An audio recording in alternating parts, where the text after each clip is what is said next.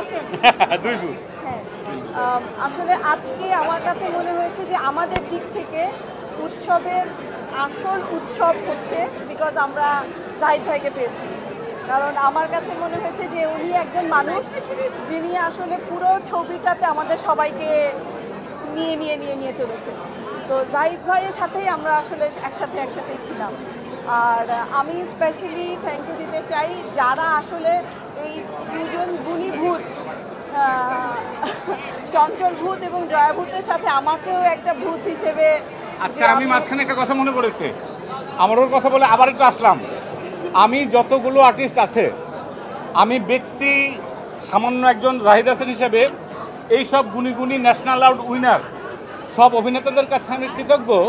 কারণ সাধারণত আমরা কি দেখি যে একটা ছবিতে একটা কাজে যে সেন্ট্রাল ক্যারেক্টার থাকে তাছাড়া অন্যান্য সবাই ঠিক মতো করতে চায় না, কিন্তু এনারা এক একজন সব 100 পাওয়া মানুষ। তারা যে সব আমার কথায় আমার সাথে কাজ করেছে, সেই জন্য আমি তাদের প্রতি অনেক অনেক কৃতজ্ঞ, সব সময় কৃতজ্ঞ। পারলে জীবনে শোধ করে দেবো, অসুবিধা নেই। না, আপনি এত কিছু বলেন, আপনি শুধু বলেন যে আমরা আপনার যারা সহশিল্পী ছিলাম সবাইকে আপনি একটা করে ফ্ল্যাট দিয়ে দেন।